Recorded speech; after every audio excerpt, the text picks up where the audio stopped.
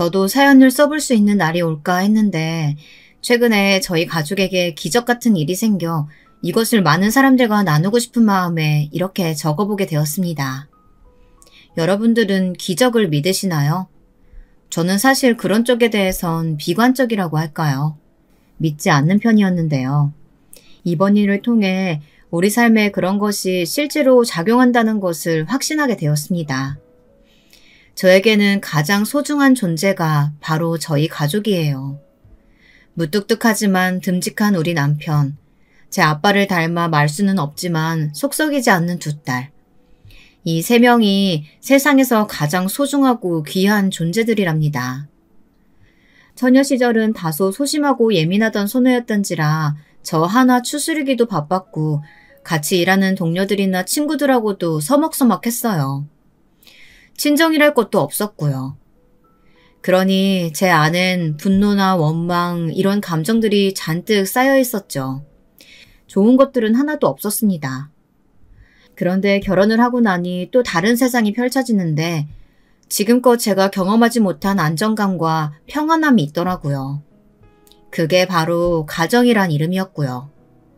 마치 비를 막아주는 우산처럼 저를 감싸주는 가정이 있기에 그 안에서 엄마로서 한 뼘 더 성장하며 살았던 것 같아요.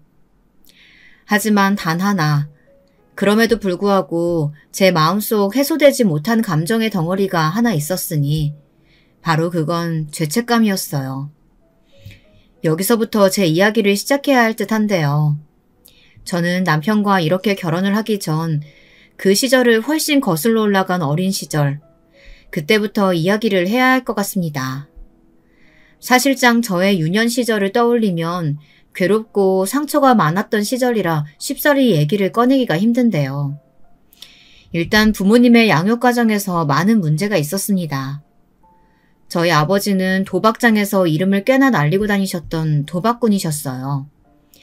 엄마는 시장 한 구석에서 생선을 팔며 생계를 도맡던 가장이셨고요. 사실 어머니가 가장이나 다름없었으니 저나 어린 동생 순애는 어머니에게 돈을 타가서 학교에 낼 돈이나 끼니를 해결해야 했는데요. 어머니는 장사가 언제 안 될지 모른다며 최소한의 돈을 주는 것에도 인색하였습니다. 저는 그렇다 치고 동생이 하루 종일 쫄쫄 굶어 배가 고프다며 칭얼거려도 팔고 남은 생선 하나 구워주시며 그거 먹고 조용히 하고 있으라는 말이 전부였습니다. 아버지는 당연하고 어머니에겐 자식에 대한 사랑이 없었습니다. 자식은 어머니에게 있어 짐덩어리였어요. 저나 동생에게 무엇이 필요한지에 대해선 전혀 관심도 없었고 오로지 자신이 애 낳고 생선이나 팔게 된 이 팔자가 된 것이 억울하고 서럽다며 눈물만 쏟아내시곤 하셨죠. 어머니의 친정은 사실 조금 잘 사시는 편이었습니다. 그런데 외할머니가 지극히 결사반대하셨던 아버지와의 결혼을 하시면서 그 모든 지원이 끊겨버리셨으니 어머니 입장에선 그것이 참 답답하셨나 봅니다. 너희는 아주 내 얼굴에 먹칠하려고 작정을 했나 보구나. 왜 이웃집에까지 가서 구걸하고 자빠져 있어? 우리 집 못 산다고 동네에 떠벌릴 일 있냐? 너네 내가 왜 이러고 사는지 알아? 다 니들 때문이야. 니들만 아니었어도 나는 잘 살 수 있었어. 누구보다 잘 살아서 떵떵거리면서 내 친구 정숙이 명숙이처럼 호의호식하면서 이딴 생선 만지는 일 안 하고 살 수 있었다고. 근데 이게 뭐니? 이게 도대체 뭐냐고. 너희만 내 뱃속에 없었어도 그랬어도 아휴 더러운 내 신세. 내 팔자. 정말 애새끼들 다 버리고 도망가고 싶은 생각이 하루에 12번도 더 든다. 엄마 죄송해요. 근데 순애가 너무 배고파해서 그래서 이웃집 아줌마한테 쌀 빌리러 간 것뿐이에요. 미안해요 엄마. 우리 버리지 마요. 우리가 잘못했어요. 맞아요 엄마. 미안해요. 내가 언니 졸랐어요. 죄송해요. 잘못했습니다. 저는 항상 어머니가 저희를 버리고 도망갈까 걱정하고 불안해했습니다. 저의 유년 시절을 지금 회상해보면 그렇게 안쓰러울 수가 없었어요.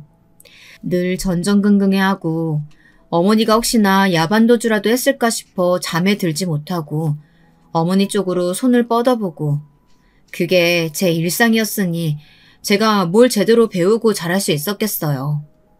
엄마와의 관계가 전부이던 유년 시절 저는 그렇게 초조해하며 동생과 함께 숨죽여 울기 바빴습니다. 그리고 또 하나의 문제가 있었는데요. 엄마에겐 바로 아버지도 모르는 남자가 하나 있었다는 겁니다. 떡집 아저씨, 정씨 아저씨는 저희를 보면 빙그레 웃어주시며 이것저것 가끔 떡을 쥐어주시곤 했던 아저씨였습니다. 저는 아무도 친절하지 않았던 저와 동생에게 그렇게 다정히 대해주시는 아저씨가 고맙고 반가웠습니다. 그래서 먼저 예의 바르게 인사도 하고 무거운 물건이 있으면 도와드리는 신용까지 하려고 했어요. 그건 동생도 마찬가지였죠. 하지만 어느 날 불현듯 찾아온 비극으로 그럴 수가 없게 되었는데요. 어머니와 그 떡집 아저씨가 저희 집 문 밖에서 서로 입을 맞추고 있는 장면을 본 순간 그때부터는 도저히 치밀어 오르는 배신감에 분노에 잠을 이룰 수가 없었습니다. 어떻게 엄마란 사람이 그럴 수 있을까? 눈물이 줄줄 흐르는 가운데서도 저는 어린 동생의 입을 틀어막으며 조용히 안으로 들어갔습니다. 부모의 불륜을 목격해보지 않은 사람은 이 감정을 쉽사리 이해하기 힘드실 거예요. 동생은 그때부터 어머니가 떠날지도 모른다는 불안감에 불면증을 앓게 되었습니다. 언니, 엄마가 그 아저씨랑 가버리면 어떡해? 엄마 지금도 우리 싫어하잖아.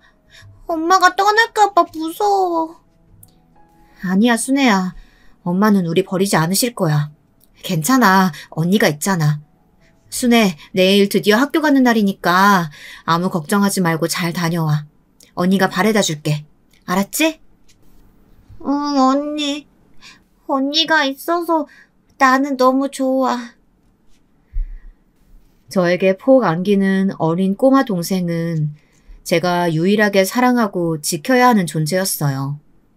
동생 역시 저처럼 불안해했지만 저는 그런 동생을 달래며 우린 괜찮을 거라고 힘들게 구해온 사탕 하나를 입에 물려주며 안심시켜주곤 했어요. 어머니가 동생을 돌보지 않았기 때문에 동생과 6살 차이가 나던 저는 제가 엄마이고 언니이고 보호자였습니다. 동생은 제게 많은 의지를 했고 언젠가부터 불안의 대상이 어머니에서 저로 옮겨간 것인지 집에 왔을 때 제가 안 보이면 울음부터 터뜨리곤 했습니다. 그런 동생의 모습이 너무도 가슴 아파 저는 동생을 달래면서도 같이 울고 싶은 마음을 애써 참곤 했어요. 그런데 참 비극적이게도 상상은 왜 어떻게 이렇게 기구하게 현실이 될 수 있는 걸까요? 어느 너무도 평범한 아침날 어머니는 쪽지 한 장 없이 짐을 싸서 우리 곁을 떠나버리셨습니다.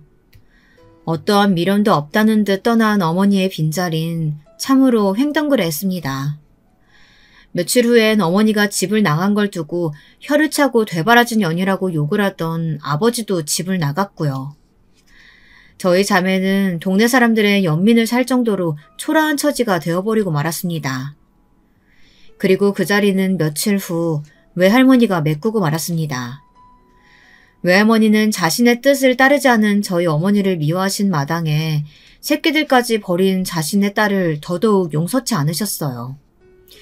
그렇기에 저희를 그리 거두어가고 싶어 하진 않으셨지만 어쩔 수 없으셨어요. 너 순애 조용히 못하냐? 왜 그렇게 계집애가 뭐 먹고 싶다 저거 먹고 싶다 칭얼대고 있어? 오늘 할미가 밥 차려줬으면 그걸로 됐지. 뭘 찡찡거리고 앉아있어. 순미야 듣기 싫으니까 네 동생 데리고 썩 꺼져라. 안 그럼 다 엎어버릴라니까. 네, 알겠어요. 죄송해요, 할머니. 순애야, 가자. 할머니 기분 안 좋으셔. 얼른. 할머니 미워. 매일 우리 언니한테 집안일이나 시켜대고 난 할머니가 세상에서 제일 싫어. 뭐야? 저 계집애 말하는 꼬락서니하고는 거둬주면 고마운 줄 알아야지. 어디서 은혜도 모르고 튀어나오는 대로 짓거리고 앉아있어. 너 몽둥이가 좋아. 외할머니와 살아본 적이 없어 몰랐지만 외할머니는 꽤나 성미가 불같은 분이셨습니다. 뭘 잘못하면 그냥 넘어가시는 분이 아니었죠. 어떻게든 동생을 뜯어 고쳐놓겠다는 심산으로 다리가 부르트도록 종아리를 때리고 때려야 풀리시는 분이셨어요. 동생은 저에 비해 커갈수록 다소 성격이 강하고 자기 주장도 확실한 편이었는데요. 그 부분이 외할머니와 많이 대립되었습니다. 그러니 갈등이 허구한 날 끊이질 않았죠. 이 집에 계시는 어른은 외할머니 말고도 외할아버지와 엄마의 남동생이었던 외삼촌이 한 분 계셨는데요. 외할아버지는 그저 애연가로 담배만 줄창 태우시며 저희 자매에게 눈길 한 번 주지 않으셨습니다. 외삼촌은 사업한다 어쩐다 하며 밖으로 나돌아 집에 들어오는 횟수가 적었고요. 그런 분위기 속에서 저희 자매는 방어막 하나 없이 분식구처럼 자세를 낮춰가며 밥도 허겁지겁 공부도 겨우겨우 하며 시간을 보낼 수밖에 없었어요. 그런데 어느 날 외할머니의 심기를 건드리고만 일이 발생하며 그 불씨가 괜한 저희 동생 순애에게 튀어 날아와 버렸습니다. 외할머니의 당시 유일한 희망이었던 외삼촌이 어느 날 술집 여자 같은 여자를 데려와 결혼하겠다고 선언하자 외할머니가 그 자리에서 바로 드러 누워버리셨어요. 줄기차게 결사 반대를 외치셨는데 외삼촌이 자기의 주장을 굽히지 않는 것이었죠. 누나도 누나 마음대로 결혼하고 애 낳고 이렇게 잘 살았는데 왜 나는 안 돼요? 나도 내가 원하는 사람이랑 결혼할 거예요. 엄마는 자식 혼삭길 가로막지 마시고 그냥 상견례 자리나 나와주세요. 이 썩을 놈. 네 눈엔 네 누나가 잘 산 걸로 보이냐? 애 둘 떼놓고 어디 딴 놈이랑 도망가 버리고. 그뿐이야? 애시당초 별 볼 일 없는 놈이랑 결혼해서 내 심장에 대못을 박은 년이 바로 네 누나야. 너도 네 누나 전철 그대로 밟아서 인생 한번 대차게 망해보고 싶은 거야? 그런 게야? 외할머니는 외삼촌이 엄마의 전철 밟을까 더더욱 극구 반대하셨지만 외삼촌은 상견례 자리에 나오지 않으면 자기는 인연을 끊어버리겠다는 말로 위협하더군요. 어린 제 눈에도 외삼촌과 외할머니의 갈등은 보통 갈등이 아니었습니다. 결국 자식 이기는 부모 없다고 외할머니는 그 여자를 받아들이시긴 했지만 마음에 우라병이 찾아오신 건지 그 이후 사람이 완전히 돌변해 버렸습니다. 당시 집에 할머니가 부리던 가정부 아줌마가 한 분 계셨는데 저희를 그나마 이뻐하시던 어른이었습니다. 그런데 어느 날은 그 가정부 아주머니가 자기 지갑을 훔쳐갔다며 몰아세우시더라고요. 가정부 아줌마는 그 집에서 10년차 일하시던 분이었고 한 번도 눈밖에 나는 행동을 하신 적이 없는 분이셨는데도요. 니년이 도둑질한 거 맞잖아. 그럼 니년 아니면 누구란 말이야? 천의 고아로 자랐다고 해서 불쌍해서 없는 걸 받아주고 살았더니 내 손주 계집년들이랑 아주 똑같네. 이래서 말이야 사람은 잘해주면 안 된다는 말이 나오는 거야. 잘해주면 잘해줄수록 기어오르는 법만 알지 어디 고마운 줄은 아냔 말이야. 할머니, 여기서 우리 얘기가 왜 나와요? 그리고 아줌마, 할머니 지갑 안 가져갔어요. 할아버지가 아까 담배 사러 가신다고 지갑 가져가셨다고요. 어디 요망한 계집애가 거짓말하고 앉았어? 너, 네 좋아하는 학교도 보내주고 밥도 풍요로이 먹어줬더니 그 입으로 거짓말 했다면서 이 할머니를 욕보여? 저 사모님, 저 정말 아니에요. 제가 왜 사모님 지갑을 탐내겠어요. 사모님께 늘 잘했다고 생각했는데 이런 대접 받을 줄은 정말 꿈에도 몰랐네요. 사모님, 전 맹세코 아닙니다. 제 몸 뒤져봐도 좋으시고 물건 뒤져봐도 좋아요. 엉엉 울며 그렇게 자신의 결백을 주장하던 아줌마의 얼굴이 참 가여웠습니다. 그 와중에 할머니는 순애의 반항이 마음에 안 들었는지 괜히 순애에게 화풀이를 하며 당장 증거를 내놓으라는 등 말도 안 되는 궤변으로 한낱 어린아이를 몰아세웠습니다. 할머니, 왜 순애한테 뭐라고 해요? 순애가 직접 본 걸 말한 것뿐이잖아요. 제발 노여워하지 마시고 진정하세요. 결국 제가 사태를 진정시키기 위해 한마디 하며 거들었는데 그게 더 큰 화가 될 줄은 몰랐어요. 그날은 외삼촌이 결혼을 앞둔 하루 전날이었고 자신도 감당하지 못할 분노에 펄펄 쌓여있던 할머니는 곧바로 손에 잡히는 대로 순애에게 물건을 집어던지기 시작했습니다. 휴지부터 시작해 도자기 그릇, 미술품 액자, 집안의 고가의 물건까지 던져가며 악을 왁왁 써대는데 너무 무서워 벌벌 떠는 저와 달리 순애는 더 바락바락 할머니에게 대들더군요. 나 이 집에서 못 살아. 나 나갈 거예요. 매일 할머니 눈치 보며 사는 것도 너무 힘들어요. 우리 언니한테도 밥 많이 먹는다고 뭐라고 하고 나한테도 매번 심부름만 시켜대고 나는 이 집 아니어도 우리 언니랑 잘 살 수 있어요. 언니, 나가자. 중학생이었던 어린 순애의 말에 저까지 왜 동요가 되었던 건지. 그건 잘 모르겠지만 당시에는 저 역시 이 집에서 나오고 싶은 마음이 한가득이었던 것 같습니다. 사실 이미 성인이 되었던 나이인지라 독립을 해야 할 시기이기도 했고요. 할머니가 절 대학에 보내줄 리 없으니 그냥 어떻게든 공장에라도 들어가 일하면 순애와 함께 살 수 있지 않을까 하는 생각이었습니다. 그리고 저희가 무작정 그렇게 짐을 싸 나간 곳은 국밥집이었습니다. 소리를 너무 질러대서인지 언니, 나 배고파. 하며 조심스레 제 손목을 붙잡는 순애를 데리고 시장통에 있는 돼지 국밥집으로 갔어요. 그런데 이상하게 마음이 편해지더라고요. 맛있게 국밥을 호로록 넘기는 순애의 모습을 보며 마음속으로 가졌던 막연함이 흩어지는 것 같았습니다. 그래, 내가 내 동생 위해 못할 게 뭐야. 어머니도 우리 버렸고 할머니도 우리 싫어했지만 나는 순애를 버리지 않아. 어떻게든 이 아이 내가 책임지고 대학까지 보낼 거야.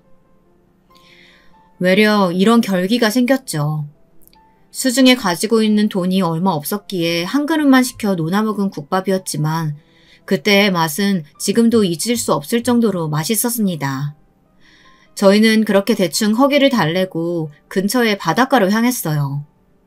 그곳은 저희가 가끔씩 할머니 눈을 피해 도망가는 곳이었는데요. 순애도 저도 그곳에 앉아 고요하게 넘실거리는 파도를 보고 있으면 마음이 진정되곤 했습니다. 넓디 넓은 바다를 보며 손을 꼭 잡고 있으면 세상의 모든 풍파도 헤쳐나갈 수 있을 것 같은 자신감도 생겼고요. 언니, 있잖아. 나 사실 대학도 가고 싶고 미술 공부 그거 하고 싶어. 선생님이 나한테 그림에 소질 있대. 그림은 돈이 많이 들어서 할머니한테 말 못했지만 그래도 언젠가 내가 돈 벌어서 꼭 공부할 날이 왔으면 좋겠어. 순애야, 걱정하지 마. 언니가 책임지고 너 미술 공부 시켜줄 거야. 언니가 돈 많이 벌게. 그렇게 대책 없이 조촐한 짐가방 하나 들고 나온 그날도 여지없이 바닷가 앞에 앉아 저희는 막연한 미래를 이야기하고 있었어요. 하지만 사람 일은 결코 한 치 앞도 알 수 없다는 것이 저는 그날 그리 큰일이 벌어질 줄 몰랐습니다. 내 동생 순애에게 우리 어머니가 주지 못한 사랑을, 아니 그보다 더 큰 사랑을 주겠다고 약속하던 날 순애가 갑자기 몸이 좀 뜨겁다며 바닷물에 들어가겠다고 하더라고요. 날씨가 더운 여름이었기에 그럴만도 했지만 여기는 사람이 없는 바닷가라 저는 발만 담그고 오라고 했습니다. 알겠어. 그럼 언니 잠깐만 기다려. 그러고 순애는 해맑은 얼굴로 저를 보며 한 번 웃고 바닷물을 보며 기운차게 호령을 넣더니 바닷물 속으로 소리를 지르며 뛰어들어갔어요. 저는 그때까지도 웃으면서 순애를 보고 있었습니다. 근데 몇 분이 지나고 보여야 할 동생이 보이지 않는 겁니다. 심장이 불안정하게 뛰기 시작했죠. 설마 불안감이 솟으며 저는 그제야 정신없이 바닷물 쪽으로 뛰어들어갔습니다. 순애야 어딨어? 대답 좀 해봐, 순애야. 그날 얼마나 목이 쉬도록 순애의 이름을 많이 불렀는지 모릅니다. 이름을 부르면 나올 것처럼 그렇게 순애 이름을 애타게 불렀는데 돌아오는 답이 없었습니다. 전 결국 옆에 있는 아무 어른이나 붙잡고 내 동생 순애가 없어졌다며 외치기 시작했어요. 나이 드신 어르신분들도 상황의 심각성을 알았는지 몇몇 분은 경찰을 부르시고 개중 적극적이시던 분은 자신이 찾아오겠다며 순애를 찾으러 물속으로 들어가셨습니다. 하지만 순애는 떠오르지 않았어요. 경찰들이며 구급차며 인근에 구조할 수 있는 어른들이 모두 동원되었지만 순애는 찾지 못했습니다. 시신조차 깊은 바닷물로 떠밀려 들어간 건지 모두가 고개를 내저을 때야 현실을 체감할 수 있었어요. 내 동생 순애가 이 세상에 존재하지 않는다는 것을요. 저의 부주의로 순애가 사라져 버렸다는 것을요. 지금까지도 세상은 나 혼자 사는 거라 생각하긴 했지만 동생이 없어지자 이젠 처절하게 실감되었어요. 그 이후 뭘 해도 기쁘지가 않더군요. 원래 성인이 되던 해 동생과 함께 크리스마스 날 트리를 보러 나가기로 했었는데 그와 비슷한 약속들이 모두 지켜지지 못할 거라 생각하자 감당할 수 없는 슬픔이 몰려왔어요. 이제 제 인생에 희망 같은 건 없다 여겨졌습니다. 사람이 너무 큰 비극을 맞이하면 결국 파도에 휩쓸리듯 삶의 의지, 희망 같은 것을 모두 잃어버린다고 하죠. 저 역시 마찬가지였습니다. 저는 다리 위에 올라섰고 칼을 손목에 대어 응급실에 실려갔고 락스를 먹기도 하며 총 3번의 세상을 등지려는 시도를 했습니다. 내 동생을 내 손으로 보냈다는 생각에 참을 수가 없었어요. 그때 한 번만 내가 너를 말렸다면 살 수 있었을 텐데 그 가다할 수 없는 말이 자명한 사실이 너무나 죄책감으로 다가왔습니다. 허나 저는 목숨이 질기었나 봅니다. 옛날에 어머니가 신을 받았단 무당한테 제 사주를 보러 갔다가 제 명이 길다는 이야기를 듣고 가소롭다는 듯 웃으며 그 말씀을 전하셨었는데 그 말이 맞더군요. 3번씩이나 죽으려 했지만 단 한 번도 저는 죽음의 문턱을 넘지 못했습니다. 그래서 이렇게 글도 쓰고 있고요. 대신 저는 마지막 세상을 등지려는 시도, 그 시도에서 한 가지 희망을 발견하고 말았어요. 바로 저희 남편이었죠. 제가 응급실에 실려가 사경을 헤매고 있을 당시 앞에서 낯익은 누군가가 안절부절한 눈으로 저를 지켜보고 있었는데 바로 남편이었습니다. 저희 빌라 윗집에 사는 총각이었는데 반지 앞방에 사는 제가 그리 마주할 일은 많지 않았지만 오며 가며 얼굴은 익혀서 알고 있었습니다. 정말 큰일 날 뻔했어요.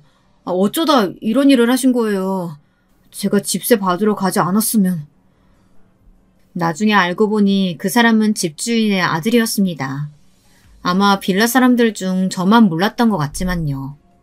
제가 집세를 내지 않자 그걸 받으러 온 거였더라고요. 저는 당시 다른 지역으로 이주해 그래도 어떻게든 살아보겠다고 입에 꾸역꾸역 밥을 넣어가며 근근히 공장에서 일을 하며 생계를 보태고 있었어요. 근데 어느 날부터 다시 창문 틈으로 들어오는 햇살도 보기 싫고 집 안에 콕 박혀 죽을 날만 기다리다 스스로 손목을 그어버리고 만 거였죠. 정말 저 기겁하는 줄 알았어요. 사방에 피는 낭자하지 그쪽 얼굴이 요새 영 좋지 않아 보여서 걱정했었는데 이런 일까지 저지를 줄이야. 오지랖일지는 모르겠지만 일단 병원비는 내가 처리했어요. 푹 쉬다가 퇴원해요. 돈 걱정은 하지 말고요. 신기하게도 그 윗집 총각이자 집주인 아들은 내내 초조한 기색으로 제 옆을 지키더니 급기야 돈까지 내주고 퇴원하는 날 저를 데리러 오기까지 했답니다. 솔직히 이런 대우가 부담스럽고 왜 이러나 싶어 거부도 하고 싶었는데 사람의 온정이 그립기라도 했던 건지 아니면 떨쳐낼 기력이 없었던 건지 그대로 내버려 두었어요. 그렇게 저와 남편의 관계가 시작되었습니다. 수미 씨, 그간 얼마나 힘들었겠어요. 내가 당신의 모든 아픔 다 헤아릴 순 없지만 그저 옆에 있어주고 싶어요. 수미 씨가 극단적인 탈출구를 찾을 정도로 힘들지 않게 딱 그만큼만 잘해주고 싶어요. 그때 저는 알았습니다. 제게 처음으로 보호자가 생겼다는 것을요. 저도 푹 그 사랑에 빠져버렸고요. 남편은 동네에서 과일 가게를 운영하고 있었는데 워낙 서글서글한 모습으로 손님을 대하는지라 과일들이 잘 팔려나갔습니다. 상품도 질 좋고 가격도 저렴했거든요. 남편은 항상 좋은 과일들을 저에게 먼저 건네주었고 나중에 결혼하자 프로포즈를 했을 때에도 저희는 같이 과일 가게를 꾸려나갈 생각이었어요. 저도 당시 마땅히 일거리가 없어 헤매고 있을 때 잠시 남편 가게에서 일을 했었는데 의외로 사람들 상대하는 일이 재밌고 적성에 잘 맞는다 느꼈거든요. 남편만큼은 아니겠지만 함께하면 잘 꾸려나갈 수 있을 것 같았습니다. 그런데 여기에도 난관은 있었습니다. 집주인인 시어머니였죠. 시아버지는 워낙에 호탕하시고 사람에 대한 편견도 없으셨어요. 남편의 형인 아주버님이 장가 드실 때도 별 간섭을 안 하시는 스타일이셨습니다. 그런데 시어머니는 달랐습니다. 아주버님이 자신의 성에 안 차는 여자와 결혼한다며 내내 불만을 토로하셨거든요.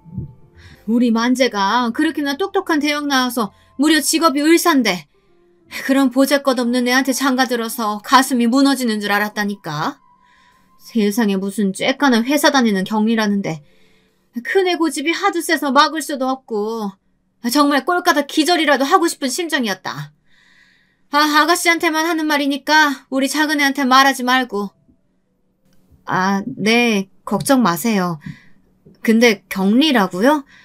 제가 듣기로는 지금 변호사 사무실에서 일한다고 하시던데.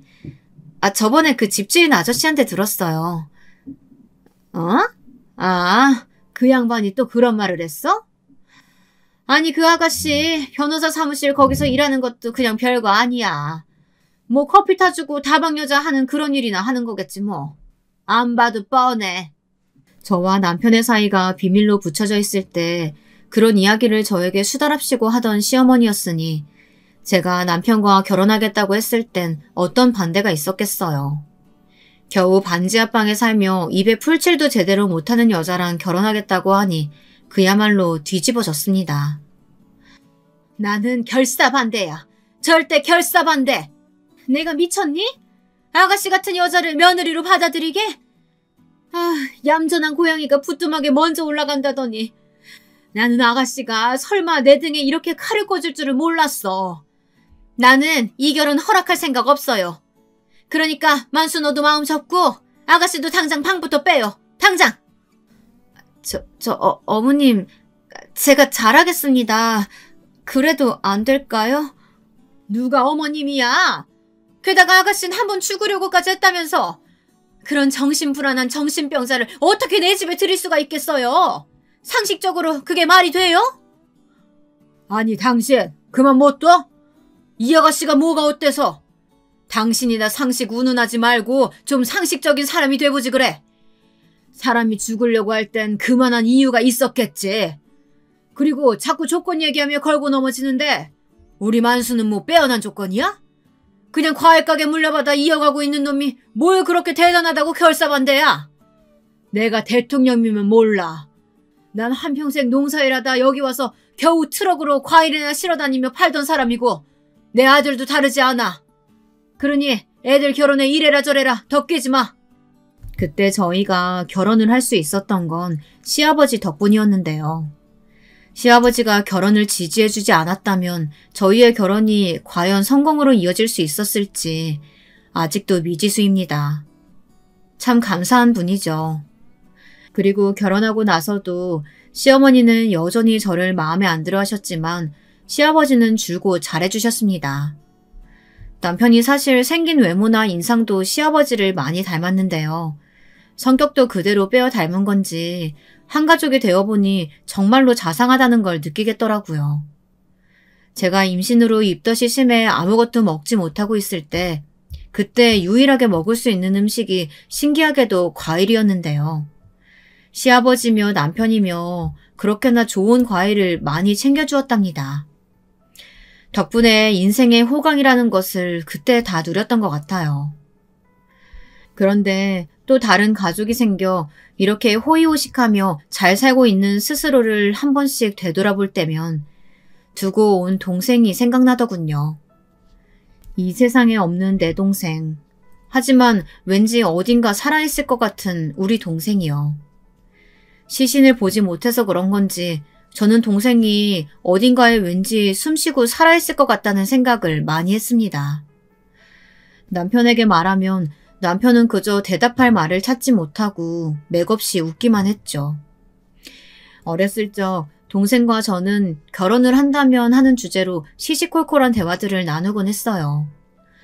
허무맹랑한 대화라 생각하고 싶지만 실상은 그렇지 않은 가슴 아픈 이야기였습니다.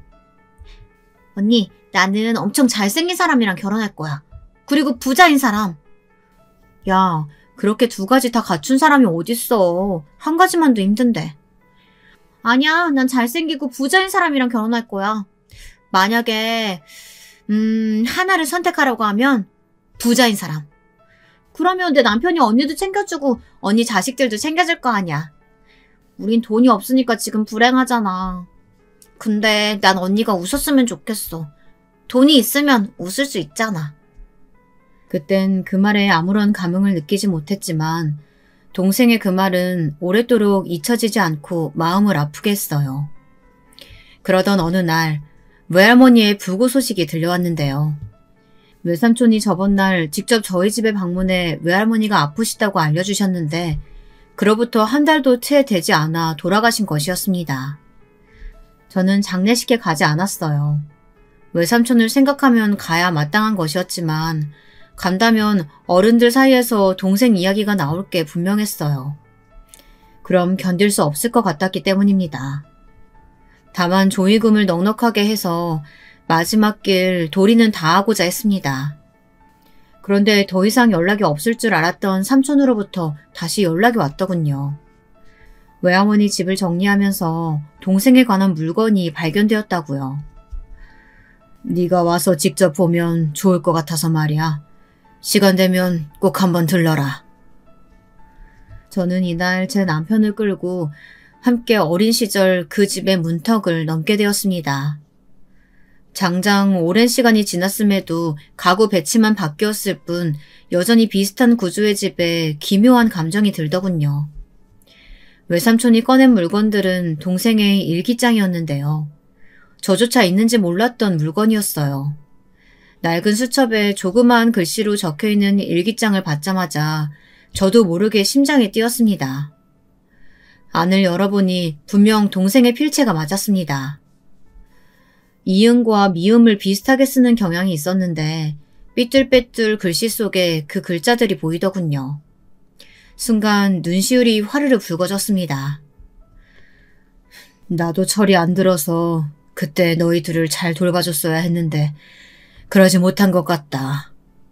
미안함이 남아있어서 이거라도 전달해줘야겠다 싶었어. 순미, 네가 가지고 있어. 외삼촌은 덤덤하게 제게 일기장을 건네주시곤 돌아섰습니다. 저는 남편과 아이들이 잠든 밤 조용히 그 일기장을 읽으며 몇 번이나 눈물을 훔쳤죠. 그리고 거기에 저도 몰랐던 내용이 있었기에 한편으론 충격을 받기도 했습니다. 특히 이 구절이 그랬습니다. 나는 언니가 불쌍하다. 언니는 항상 애쓰며 살고 있다. 나를 위해서. 언니가 대학을 가지 않겠다고 한 것도 할머니 때문만은 아니다. 나를 돌봐야 하니까. 나를 데리고 나오기 위해 그런 거다. 아마 내가 없어지면 언니도 사는 게 편해질 텐데 내가 차라리 사라지는 게 낫지 않을까? 몰랐지만 동생은 저 어린 나이에 저런 비관적인 생각들을 하고 있었습니다. 자신이 사라지면 오히려 제가 더 편해질 거란 생각. 그리고 그 외에도 사소한 동생의 일상들이 꽤나 상세하게 적혀 있었는데 저한테 말하지 않았던 동생의 짝사랑 상대 이야기, 그리고 친구들에게 가난하다는 이유로 놀림을 받은 이야기 등등 몰랐던 동생의 이야기가 잔뜩 흩어져 있었습니다. 한참을 울었던 것 같아요. 하지만 동생을 애도하는 기간이 끝나갈 즈음 일이 터지고 말았습니다. 남편이 오랫동안 운영해오던 과일 가게를 접어야 하게 되었는데요. 수입이 적어지기도 했거니와 아이가 하나 더 태어나니 남편은 아무래도 다른 길을 찾아야겠다고 하더라고요. 그러다 이것을 시아버지와 의논해 보았는데 시아버지께서 문득 경기도 외곽 쪽에 대형 평수의 소고기집을 운영해보지 않겠냐고 제안하셨어요. 아버님, 갑자기 고기 장사라뇨? 거기다 평수도 너무 큰데요. 저희는 이 정도의 장사는 해본 적이 없어요. 그이나 저나요. 나도 대출 끌어모아 열 생각이니까 쉽게 결정한 거 아니다. 그런데 내 친구놈이 나한테 이 가게를 아주 저렴하게 내놓겠다지 뭐냐. 걔가 장사 수완이 좋은 놈인데 내가 우리 아들 며느리 얘기했더니 그럼 나보고 가져가라고 하더구나. 이건 아주 좋은 기회야. 아가야, 물론 조고문들 관리 잘해야 할 거고 육체적으로도 고될 테지만 아이들이 점점 더 커질 테니 너도 이 편이 낫지 않겠니? 그래 여보, 나는 해보고 싶어.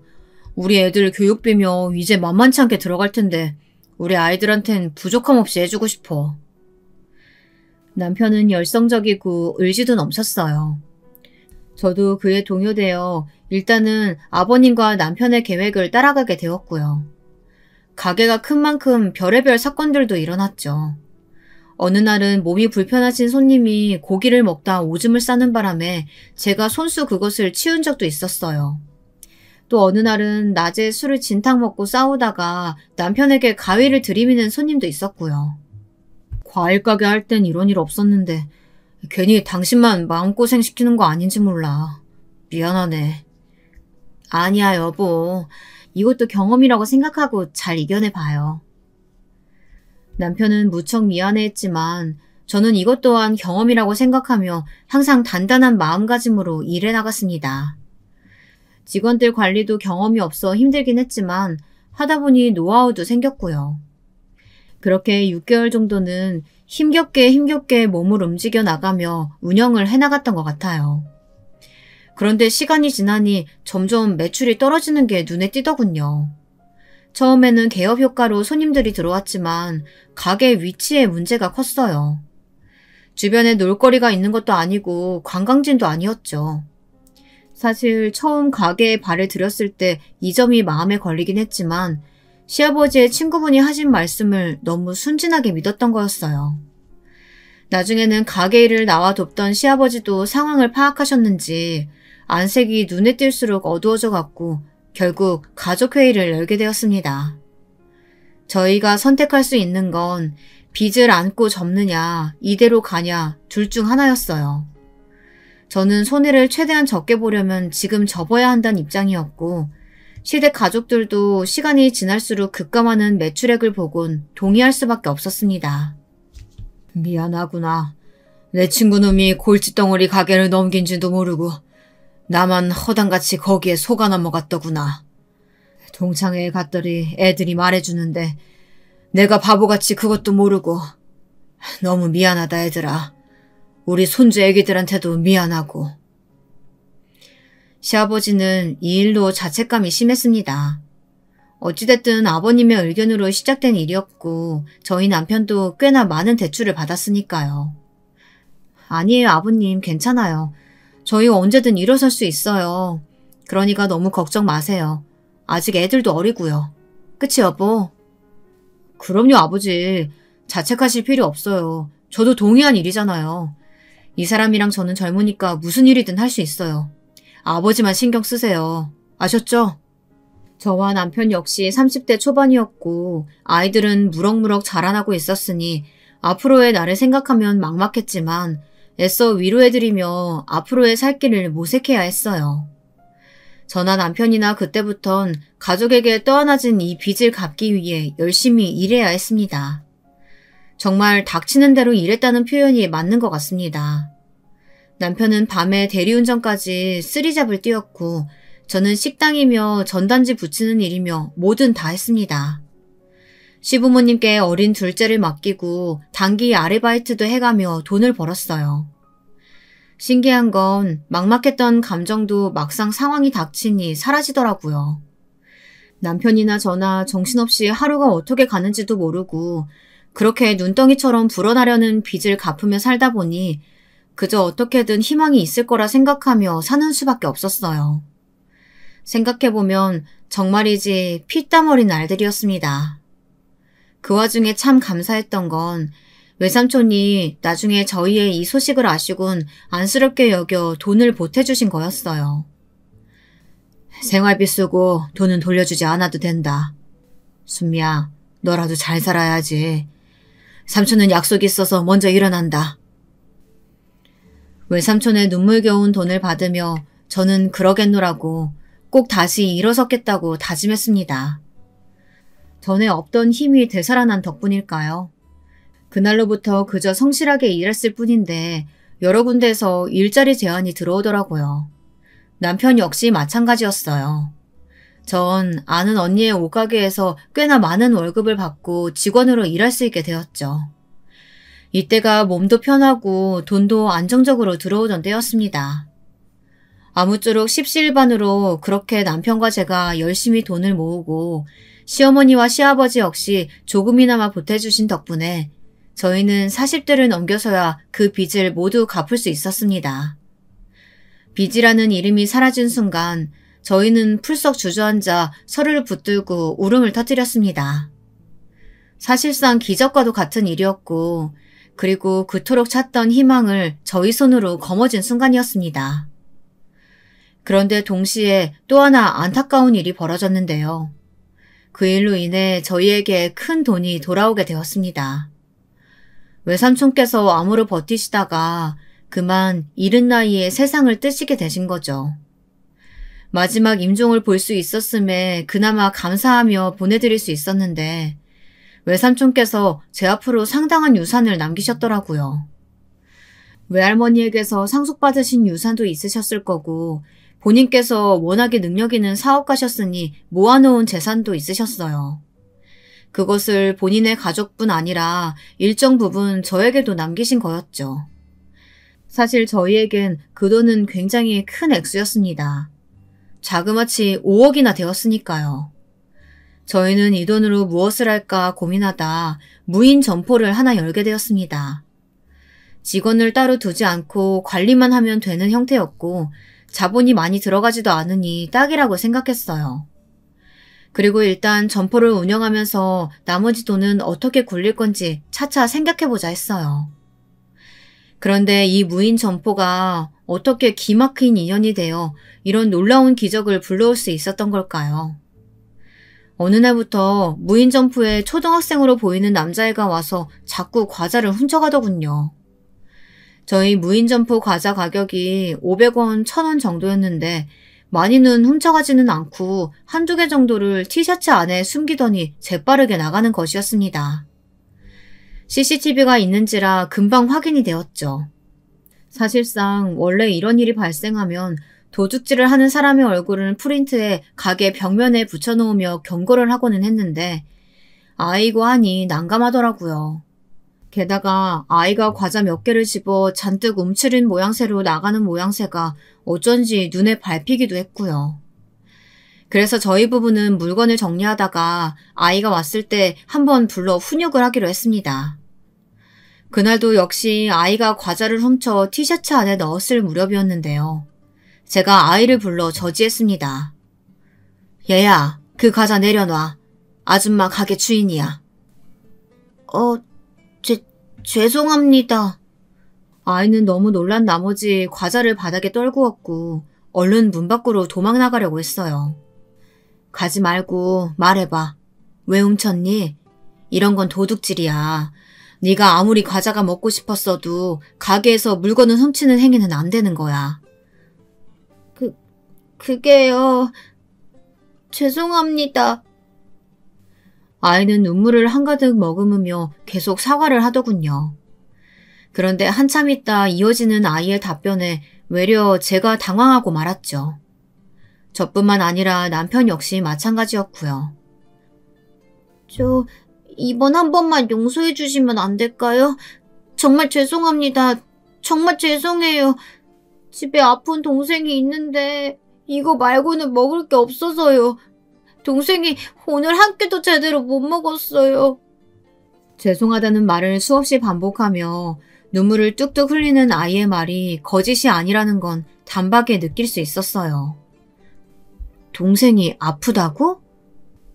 네, 못 믿으시겠으면 보여드릴 수 있어요. 문득 동생이 아프다는 말에 왜인지 저는 동생 순애가 떠올랐어요. 순애 역시 늘 배고파하고 유통기한이 넘은 음식이라는 걸 알면서도 쑤셔넣는 바람에 자주 배를 아파했거든요. 게다가 저희가 한번 추락을 경험해 보아서 그런지 오지랖이라는 걸 알면서도 저는 그 순간 도움의 손길을 내밀어야 한다고 느꼈습니다. 그리고 눈으로 확인해보고 싶은 마음도 들었어요. 도대체 무슨 사연이 있으면 아픈 동생에게 과자를 먹여야 하는 건지 말입니다. 저는 남편과 눈짓을 주고받곤 마트에서 대강 장을 보았습니다. 그리고 아이를 따라 경사진 골목길을 오르기 시작했죠. 아이가 사는 곳은 저희 동네에서 가장 오래된 빌라 중 하나였어요. 반지 앞방에 도착하자 아이는 주춤거리더니 조그마한 손으로 문을 열며 저희를 먼저 들어가게 하더라고요. 뒤따라 자기도 들어왔고요. 쾌쾌한 곰팡이 냄새 속에서도 나름 어린 아이들의 아기자기한 물건들이 있는 걸로 보아 아이들을 키우고 힘겹게 살고 있는 집이었습니다. 그 가운데선 엄마인 여자 하나가 세상의 시름을 짊어진 얼굴로 맥없이 누워있는 아이를 보고 있었어요. 안녕하세요. 누구세요? 엄마, 그게요. 미안해요, 엄마. 사실은... 제가 기척을 내고 옆에 서 있던 아이가 힘없이 전에 있었던 일을 설명하자 아이 엄마는 곧장 일어나 우리에게 허리를 숙이며 사과했습니다. 그런데 그 순간 제 눈에 들어온 손목의 커다란 점. 그게 왜 눈에 먼저 들어온 건지 점을 보자마자 저는 갑자기 심장이 뛰기 시작했어요. 순애의 손목에도 있었던 점이었기 때문이죠. 죄송합니다, 사모님, 사장님. 저희 아이가 모르고 저지른 짓이에요. 제가 그러지 말라고도 했었는데 아픈 동생이 마음에 걸렸었나 봐요. 살해는 해드리겠습니다. 정말 죄송합니다. 네. 그런데 저 혹시 이름이 어떻게 되세요? 네? 실례지만 왜 그걸 물어보시는지. 저는 단번에 순애를 알아보지 못했습니다. 그도 그럴 것이 이미 오랜 시간이 지나 얼굴이 흐릿해져 있었으니까요. 그러나 입술이 열리며 어딘가 드는 익숙한 기시감이 자꾸 제게 말하는 듯 했습니다. 이 여자는 순애라고요. 순간 전 그럴 리 없다는 걸 알면서도 이름을 묻게 되어버렸죠. 그리고 그 여자는 자신의 이름을 묻는 것에 흠칫 놀라더니 이내 조그맣게 자신의 이름을 밝히는데 그건 제 동생 이름이 맞았습니다. 한동안 아무 말도 할 수가 없었어요. 눈물이 줄줄 흘렀습니다. 영문을 모르겠다는 듯 쳐다보는 아이들과 믿을 수 없다는 듯 저를 보는 남편의 시선이 동시에 제게로 향했어요. 그토록 찾아 헤맸던 어딘가에 있을 것 같았던 내 동생이 이렇게 살아있었다니 도무지 믿을 수가 없었답니다. 저는 좀 더 확인을 해보아야 할 것 같아 정신없이 이것저것 묻기 시작했어요. 어렸을 적 살았던 동네며 가족들 이름이며 말이죠. 그러자 그 가련한 여자도 무언가를 느낀 건지 눈동자가 점점 커지더니 이윽고 눈물이 고이더라고요. 설마... 그 순간 저는 동생을 와락 얼싸안고 눈물을 흘리며 이 기적 같은 재회를 맞이했습니다. 언니, 나는 언니가 설마 나를 찾을 줄은, 이렇게 만나게 될 줄은 상상도 못했어. 언니, 어떻게 이렇게 만나요? 나야말로 순애, 너를 어쩌다가 이렇게 만났는지. 분명 내가 그 바닷가에서 너 잃어버리고 네가 영영 죽은 줄로만 알고 살았는데 너 정말 순애 맞지? 그치? 순애는 고개를 끄덕이며 자신이 맞다고 확인시켜 주었습니다. 그리고 그 후 순애의 입에서 그간 어찌 살았는지 왜 제게 돌아올 수 없었는지 이야기가 시작되었습니다. 내가 눈을 떴을 땐 어떤 남자의 집이었어요. 부모님을 모시고 사는 남자 집이었는데 우리 고향과는 다른 마을이더라고요.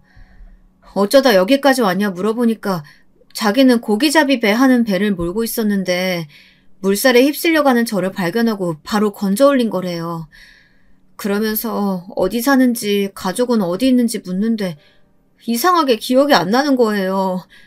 마치 머리가 텅 빈 것처럼. 아마도 머리에 충격이 가해진 건지 나는 그렇게 한 5년은 내 이름도 누군지 모르고 살았어요. 그러다 날 구해준 그 남자랑 눈이 맞아서 결혼까지 하게 됐고요. 근데 내 운명도 참 기구하지. 우리 시부모님들이 아주 지독하고 악독한 사람들이었어요. 그 말로는 표현이 다 안 될 정도로요. 내가 누군지 언니의 존재가 생각이 나서 급히 언니를 찾으려 하니까 안 된다면서 너는 이미 시댁 사람이라고 여기 묶어놓고 절대 문 밖을 못 나가게 하더라고요. 나는 그 당시에 우리 남편만 바라보며 섬에 살고 있었는데 섬 사람들 중 누구도 나를 도와주는 사람도 없고 이제 와서 세월이 흘러가 버린 지금 언니를 찾아봤자 언니에게 내 존재가 민폐만 될 것 같았어요.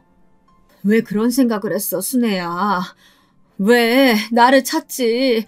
내가 너를 얼마나 그리워했는데. 순애는 그 이후 그렇게 남편과 시부모님을 모시며 섬에 살다 아이들을 낳았다고 합니다. 근데 어느 날 바닷가에 고기를 잡으러 나갔던 남편이 죽으며 더 이상 함께 살 희망을 느끼지 못했고 시부모님의 눈을 피해 도망을 갔다고 해요. 아이들만 데리고서 말입니다.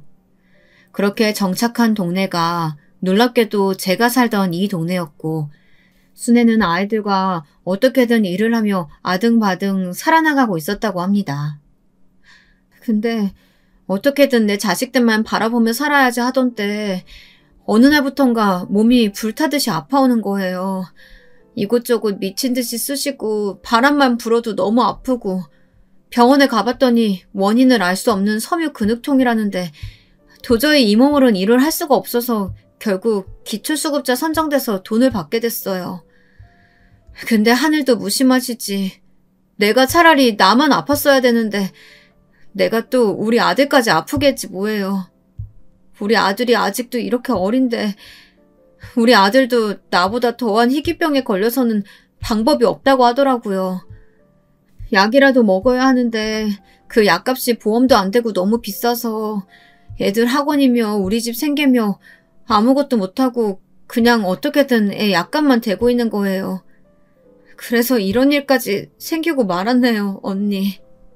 순애는 그 이야기를 하며 숨죽여 울음을 토하는데 일그러진 순애의 얼굴을 보니 너무나 가여웠습니다. 제가 해줄 수 있는 건 하나였죠. 경제적인 지원. 오랜만에 찾은 나의 혈육에게 모든 것을 해주고 싶었습니다. 다만 여기엔 남편의 동의가 필요했는데요.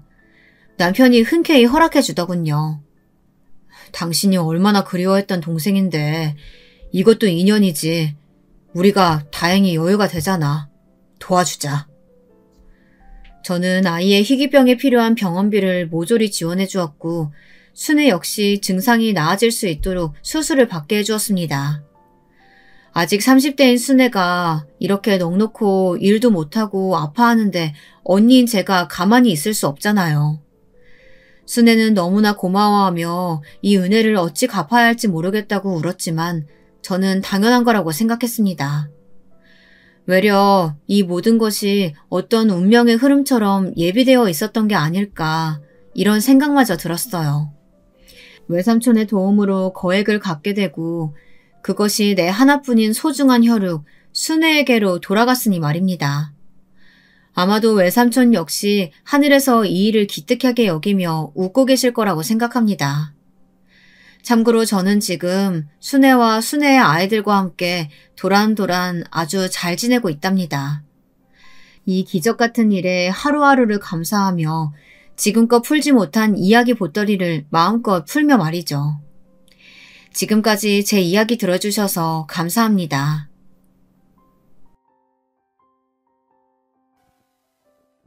안녕하세요.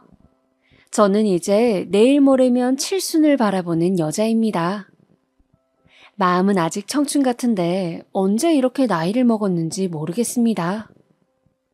한동안 외국에서 살다가 오랜만에 한국에 돌아오니 역시 고향이 좋긴 좋네요.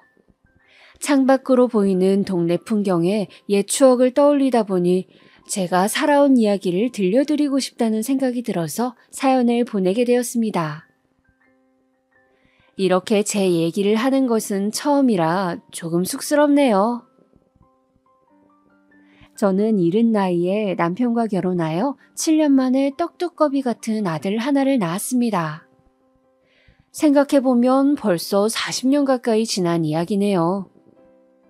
아들을 낳기 전에는 시부모님과 같이 살면서 구박도 정말 많이 받았습니다.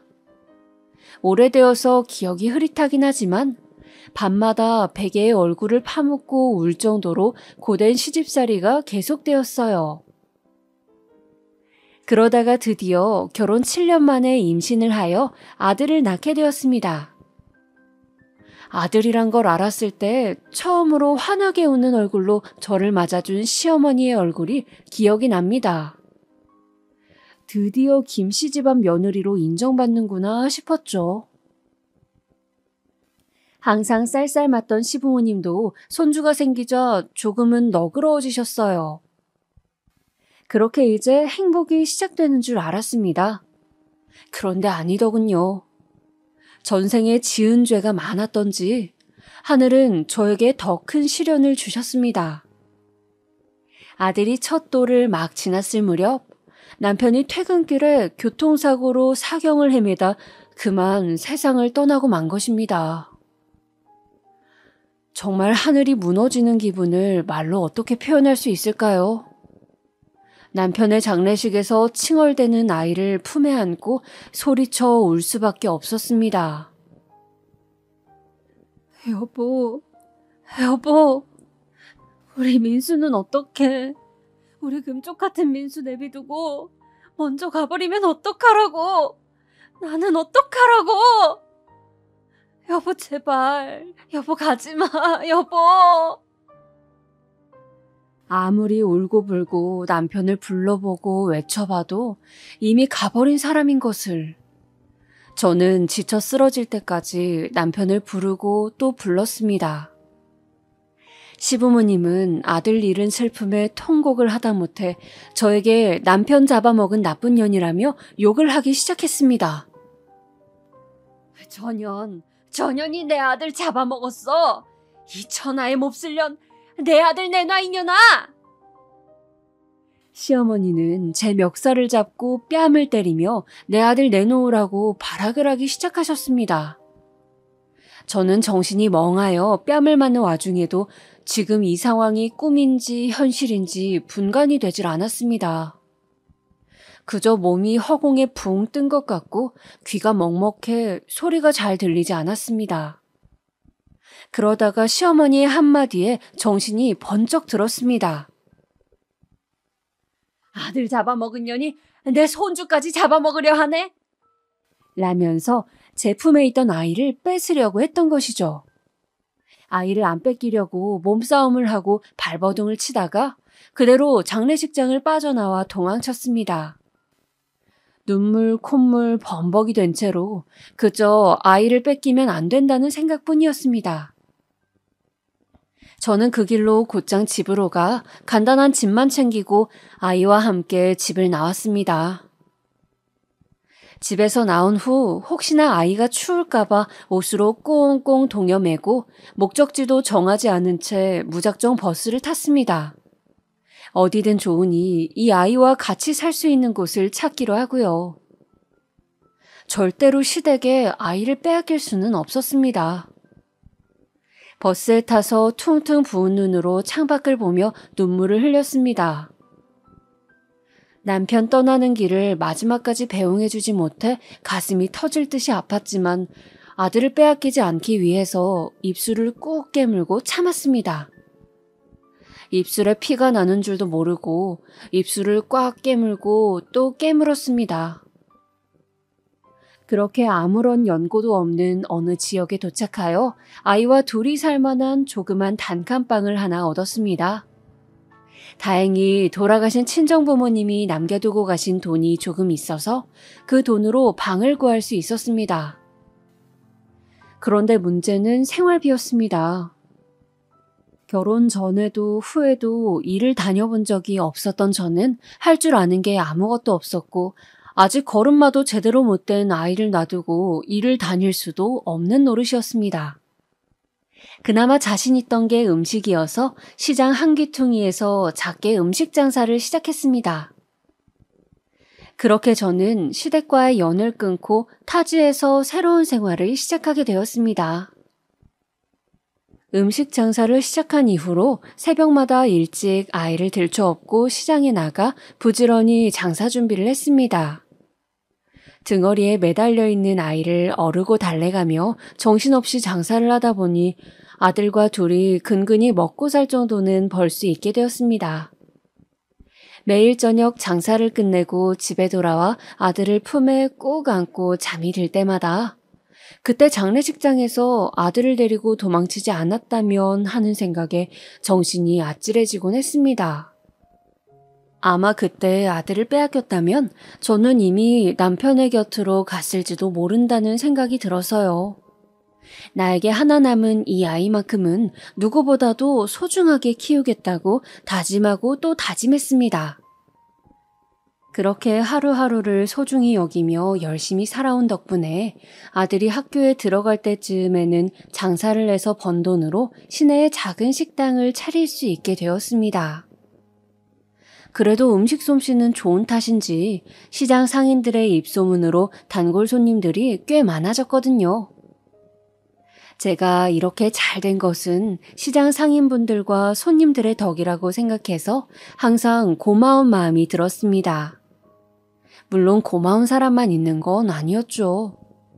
아무래도 식당이다 보니 별별 손님들이 다 있었거든요. 무엇보다도 힘들었던 것은 젊은 과부라고 만만하게 보고 치근덕거리는 남자 손님들이었습니다. 가끔씩 40, 50대 남자 손님들이 와서 그러곤 했어요. 주로 서빙을 하는 제 손을 덥석 붙잡거나 엉덩이를 슬쩍 만지면서 이런 저질스러운 말을 내뱉는 부류들이었죠. 이런 힘든 일이 있을 때마다 남편이 보고 싶은 마음에 눈시울이 붉어졌지만 아들이 보는 앞에서는 최대한 티를 내지 않으려고 노력했습니다. 아들 잘 때 뒤에서 몰래 눈물을 훔칠 뿐이었죠.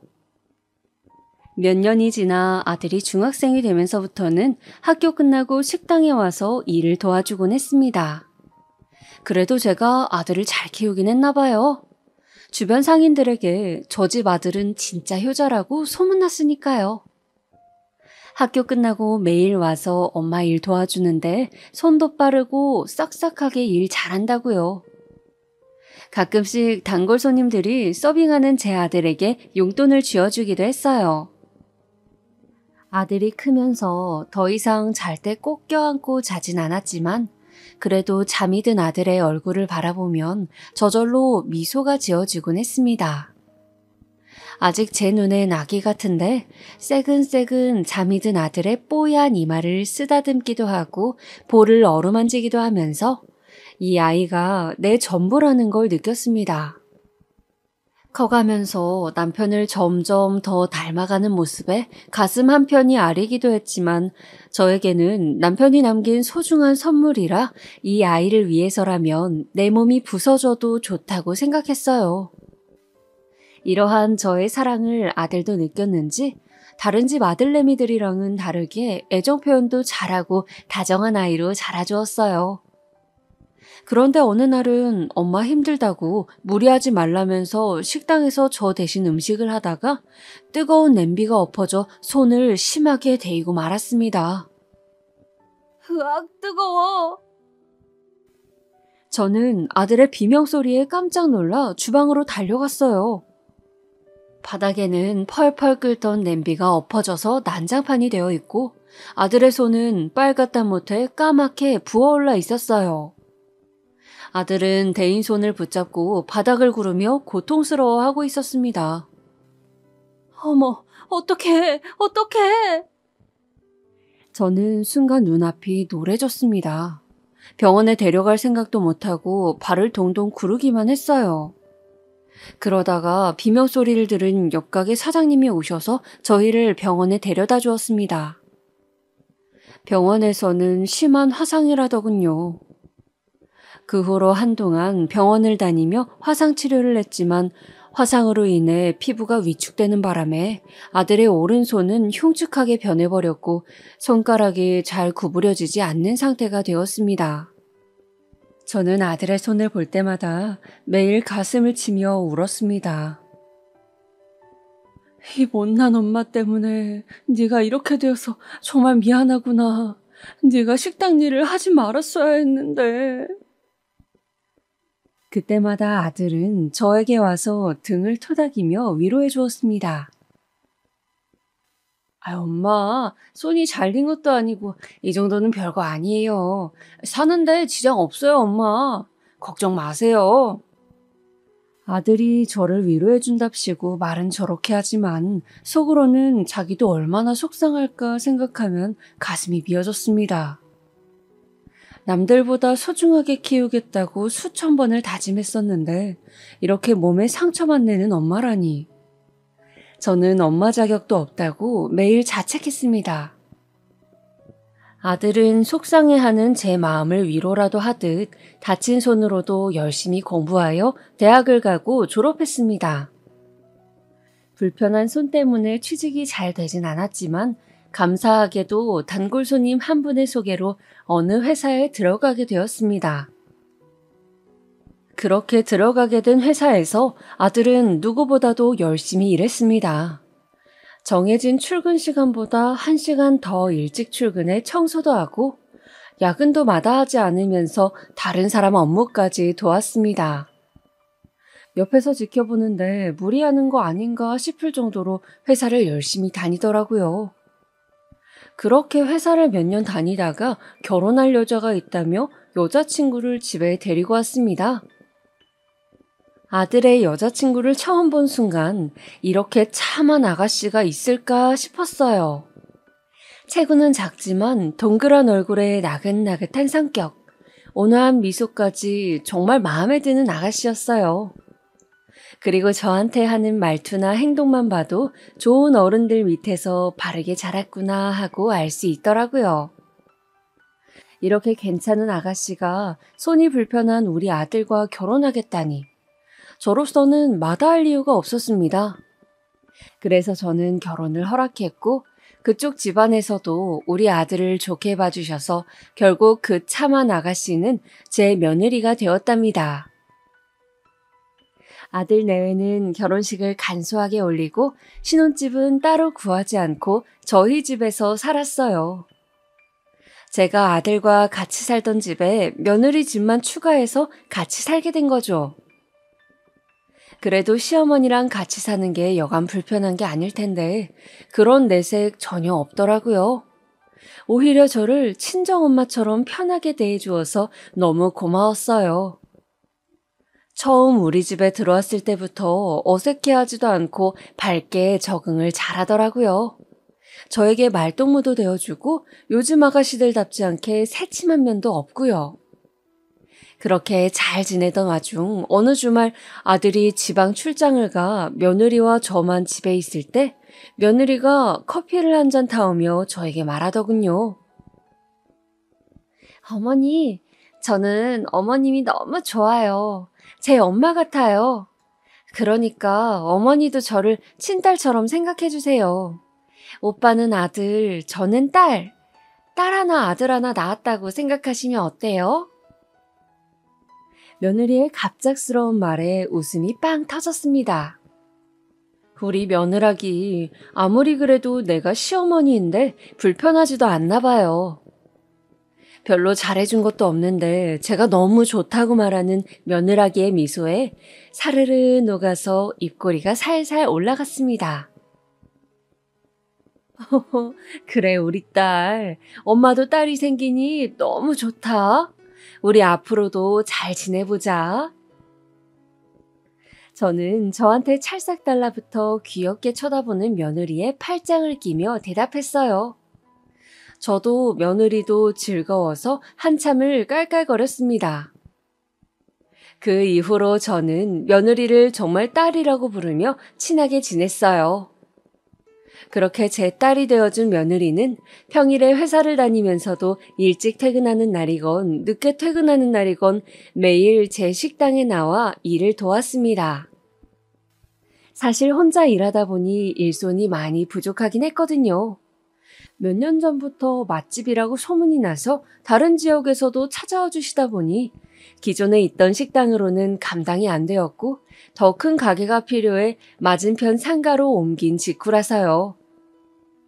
장사가 망하기도 쉬운 일이지만 저는 운이 좋았던 건지 그래도 열심히 한 만큼 조금씩 커지게 되더라고요. 처음에 아들을 키우기 위해 시장 바닥에서 고생했던 시절부터 해서 시내의 작은 식당으로 옮기고 지금은 이렇게 큰 식당으로 발전하기까지. 이 식당에 쏟았던 땀과 애정은 말로 다 할 수 없죠. 어떻게 보면 이 식당도 제 자식과 같은 존재라고 할 수 있었죠. 그러고 보니 저는 딸도 있고 아들도 있고 자식이 셋이나 있는 거네요. 아무튼 그 식당에서의 추억도 참 많았습니다. 아들 내외가 매일 퇴근하고 식당에 출근 도장을 찍었기에 저녁 장사를 마감한 후 문 닫은 식당 안에 우리 식구끼리 모여 앉아 늦은 저녁을 먹는 것이 소소한 행복 중 하나였어요. 엄마는 하루 종일 음식하느라 힘들어서 안 된다며 하루는 아들이, 하루는 며느리가 돌아가며 저녁 반찬을 만들곤 했었죠. 그리고선 네가 한 게 더 맛있니, 내가 한 게 더 맛있니 하며 티격태격하는 모습이 참 재미있더라고요. 그렇게 하루하루 우리 식구는 열심히 그리고 즐겁게 살았습니다. 아무래도 식당이라 쉬는 날이 따로 없다 보니 며느리가 하루 날 잡아서 여행 가자는 것도 한 번도 못 갔네요. 지금 생각하면 식당 하루 이틀 문 닫는다고 큰일 나는 것도 아닌데 한번 갔다 올 걸 하는 후회가 가장 큽니다. 하여튼 매일매일 바쁘게 살았던 것 같아요. 그리고 아들 내외가 결혼한 지 3년 정도 되었을 때였습니다. 최근 들어서 아들이 거의 새벽 늦게 일을 마치고 오더라고요. 원래는 야근을 하더라도 그 정도는 아니었는데 거의 새벽 3, 4시쯤 들어와 대충 씻고 몇 시간 못 자고 다시 나가더라고요.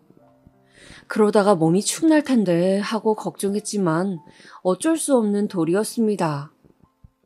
저는 아들이 너무 바빠 보이길래 며느리에게 물었습니다.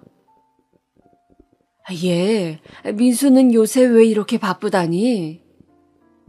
그러자 며느리는 뭔가 숨기는 게 있는지 누나를 살짝 굴리고선 대답하더라고요. 글쎄요, 요새 회사에 일이 갑자기 많아졌나 봐요. 그런데 금방 괜찮아진다고 했어요. 너무 걱정하지 마세요, 엄마. 오빠 바쁜 동안은 제가 2배로 더 많이 도와드릴게요. 며느리는 저에게 약속이라도 하듯이 말하더군요. 도와줄 사람 없어서 물어본 건 아니었는데. 어쨌든 며느리가 그렇게까지 얘기하길래 회사가 한창 바쁜 철인가 보다 하고 대수롭지 않게 넘겼습니다. 그리고선 몇 주가 흘러 어버이날이 되었습니다. 아들 내외가 어버이날이라고 한우를 사왔길래 식당 영업이 끝난 후 저녁에 둘러앉아 같이 고기를 구워 먹었습니다. 애들이 사온 고기라서 그런가 더 맛있더라고요. 아들이 고기를 굽고 있는데 표정이 조금 안 좋아 보였습니다. 자꾸 인상을 찌푸리고 가슴 한쪽을 만지작거리는 모습이 자꾸 보였습니다. 그래서 제가 물었죠. 얘, 너 어디 아프니? 왜 이렇게 표정이 안 좋아? 아유, 며칠 전부터 자꾸 가슴이 답답하고 얹힌 것처럼 속이 더부룩하더라고요. 그저께 밥을 좀 급하게 먹었더니 체했나 봐요. 아들이 체한 것 같길래 팔을 주무르고 등을 쓸어내려 주었습니다. 그런데 안색이 창백한 게 많이 안 좋은 것 같더라고요. 아이고, 너 손 좀 따야겠다. 잠깐만 있어봐. 바늘이 어디 있더라? 저는 이렇게 말하고선 바늘을 찾으러 자리에서 일어났습니다. 식당에서 일하다 보면 가끔 옷이 트어질 때가 있어서 반지꼬리를 카운터 서랍에 넣어두고 쓰곤 했거든요. 일어나서 바늘을 찾으러 가고 있는데 갑자기 쿵 하는 소리와 함께 의자가 넘어지는 소리가 들렸습니다. 여보, 왜 그래? 엄마, 오빠가 쓰러졌어요. 며느리의 소리 지르는 소리에 깜짝 놀라 뒤돌아보니 아들이 바닥에 쓰러져 있더라고요. 쓰러지면서 들고 있던 집게며 가위며 의자까지 바닥에 널브러져서 난리도 아니었습니다. 어머, 얼른 119 불러, 얼른! 저는 며느리에게 당장 구급차를 부르라며 소리쳤고 며느리는 덜덜 떨리는 손으로 겨우겨우 119에 전화하더니 빨리 좀 와달라고 애원했습니다. 저는 며느리와 함께 구급차가 올 때까지 아들의 팔다리를 주물렀습니다. 아들의 얼굴은 하얗다 못해 새파랗게 질려가는 것 같았고 팔다리는 점점 차가워지는 느낌이었습니다. 저는 울부짖으며 아들을 붙잡고 흔들었습니다. 아들, 일어나, 제발. 제발 일어나. 아무리 붙잡고 흔들어도 미동이 없는 아들은 제 속도 모르고 점점 차갑게 식어가고 있었습니다. 그러고 몇 분 지나지 않아 구급차가 도착했고 아들은 들것에 실려 황급히 병원으로 향했습니다. 병원에 도착하여 응급실에서 아들의 심폐소생술이 이루어지는 동안 저와 며느리는 병원 바닥에 주저앉아 평소에 믿지도 않던 신을 찾으며 기도하고 또 기도했습니다.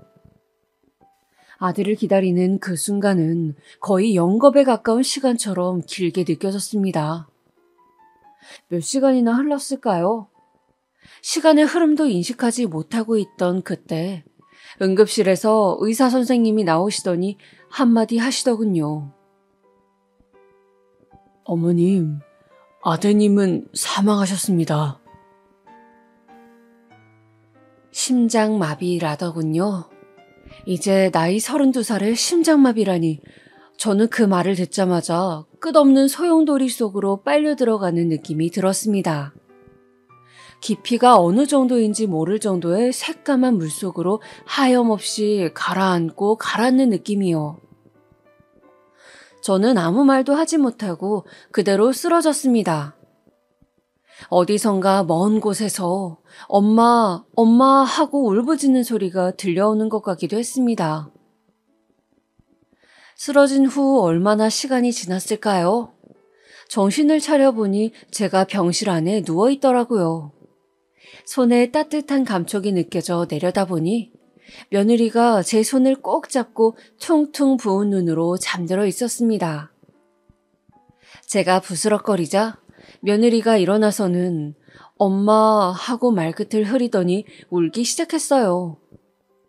순간 아들이 죽었다는 사실이 실감이 났습니다. 꿈이기를 바랬는데, 꿈이기만을 바랬는데. 저는 팔에 꽂혀있던 링거 바늘을 뽑고 아들을 봐야겠다며 고집을 부렸습니다. 내 아들이 죽었을 리가 없다고 소리치면서요. 옆에서 며느리가 제 몸을 붙잡고 말려보았지만 죽을 힘을 다해 뿌리쳤습니다. 며느리와 한참을 몸싸움하던 끝에 아들이 없다는 사실을 깨달으면서 갑자기 온몸에 힘이 쭉 빠져 털썩 주저앉았습니다.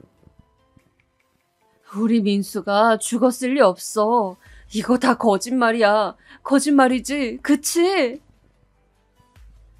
저는 제발 이게 거짓말이라는 대답을 해달라고 며느리에게 울며 매달렸습니다.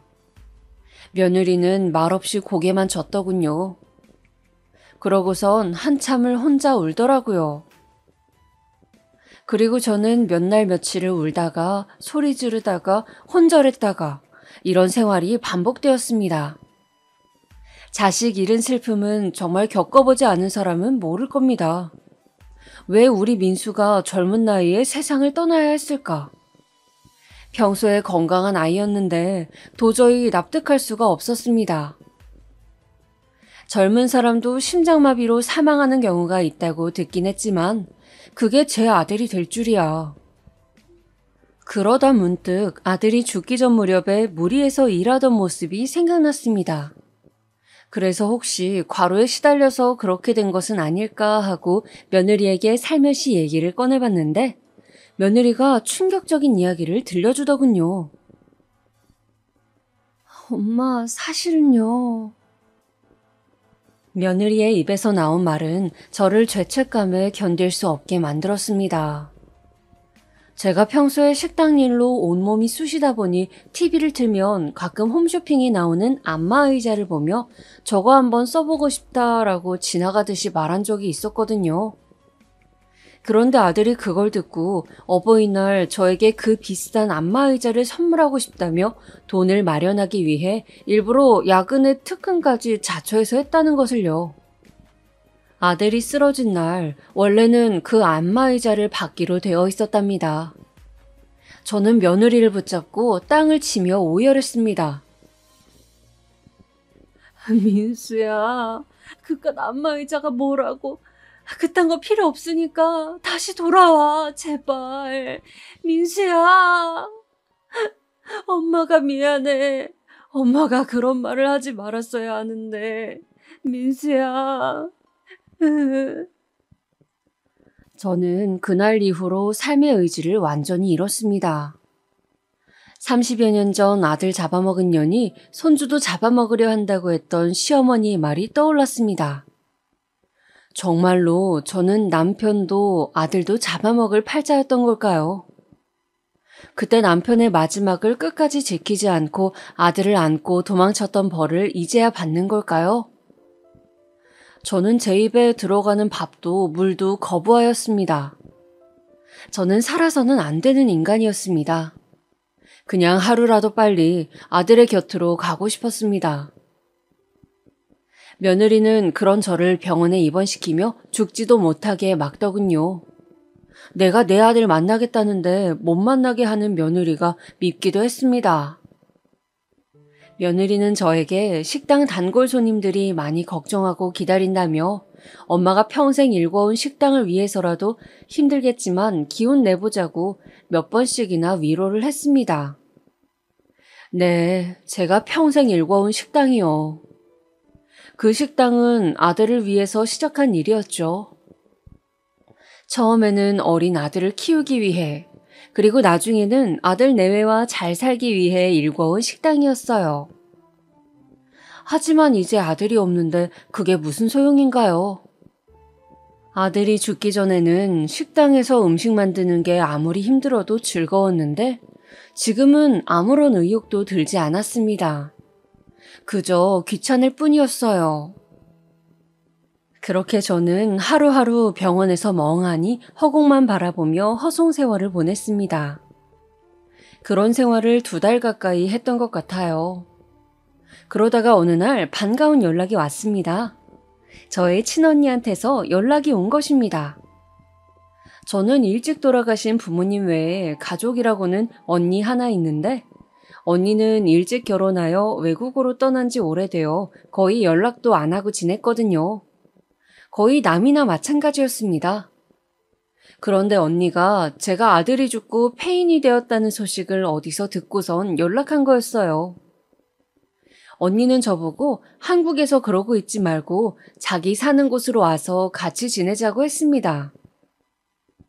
저도 연락을 안 해서 소식을 몰랐는데 형부도 몇 년 전 돌아가셔서 언니도 혼자 외롭다고 하더라고요. 저도 여기에 있으면 계속 아들 생각만 나서 괴로운데 외국에 가면 좀 나아질까 하는 생각이 들어 그렇게 하기로 결정했습니다. 그리고선 외국으로 가기 위한 모든 준비가 끝난 후 며느리를 불러 얘기했습니다. 제가 외국으로 떠난다는 소식을 처음 들은 며느리는 화들짝 놀라더군요. 엄마, 정말 가실 거예요? 저는요, 식당은요. 식당은 전부터 눈독 들이던 사람이 있어서 내가 얼마 전에 팔아버렸다. 너한테 상의도 안 하고 결정한 건 미안해. 그리고 너한테 줄 게 있다. 저는 고이 준비한 통장을 꺼내 며느리에게 건네주었습니다. 며느리는 통장을 열어보더니 눈이 동그래져서 저를 쳐다보았어요. 엄마, 이게 도대체 뭐예요? 식당 처분한 돈하고 내가 평생 모은 돈 전부 거기에 들어가 있다. 너한테 주고 가마. 어찌되었든 너도 내 소중한 딸이잖니? 너도 아직 젊은데 나도 있고 우리 민소도 있고 이 돈으로 새 출발하길 바란다.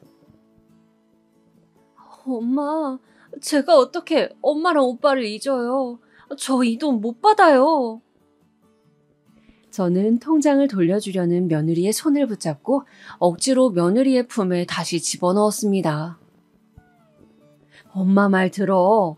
난 이제 늙어서 돈도 필요 없지만 너는 아직 앞날이 창창하잖니. 엄마는 네가 부족하지 않게 행복하게 사는 게 소원이야. 내 마지막 소원이니까 거절하지 말고 제발 받아주라. 제가 이렇게까지 말하니 며느리는 차마 거절을 못하고 조용히 눈물만 흘리더라고요. 그렇게 저는 전 재산을 모두 며느리에게 주고 외국으로 떠났습니다. 그리고 저는 외국으로 떠나자마자 며느리와 모든 연락을 끊었어요.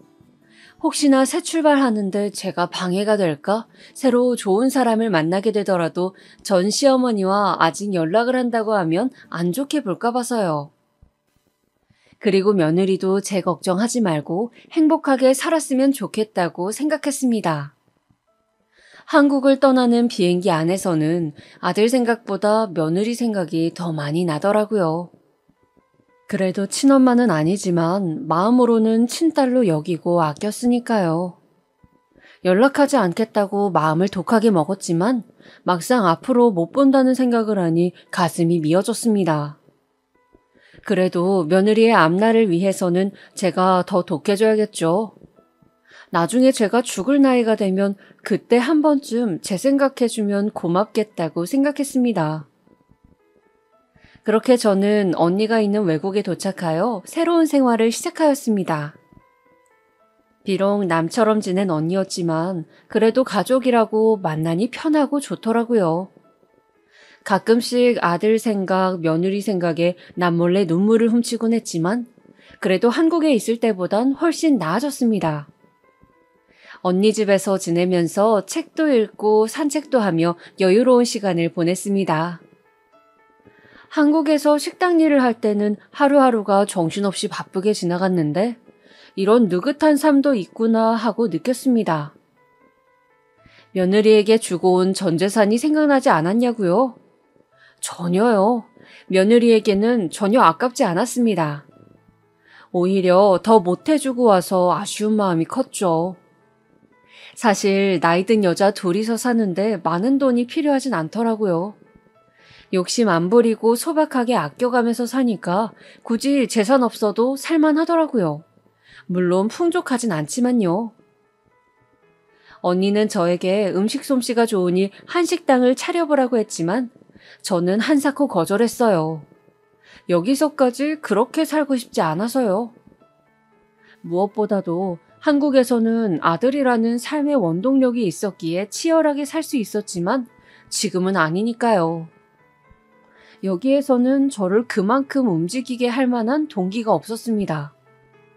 그저 이렇게 있는 듯 없는 듯 살다가 조용히 가면 그만이라고 생각했어요. 조용히 삶을 마감하는 것, 그것이 제 삶의 목표였습니다.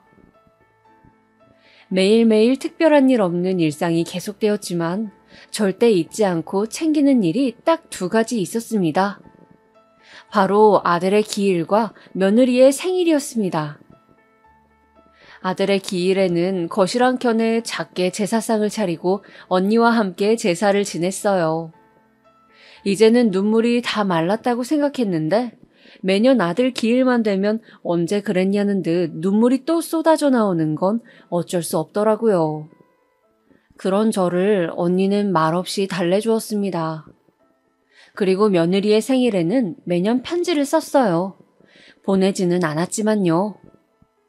보고 싶은 마음을 1년 내내 꾹꾹 눌러 담다가 며느리의 생일마다 그 마음을 편지에 담아 썼습니다.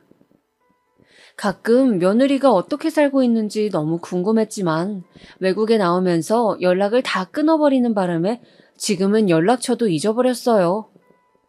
한국에 아는 지인을 통해 몰래 알아볼까도 생각했지만 괜히 잘 살고 있는데 초치는 거 아닌가 해서 최대한 자제하고 참았습니다. 그저 착하고 밝은 우리 며느리라면 뭘 하든 잘 살고 있을 거라고 믿었어요. 그리고 올해 얼마 전에 또 며느리의 생일이었습니다. 저는 또 정성스럽게 편지를 꾹꾹 눌렀었어요.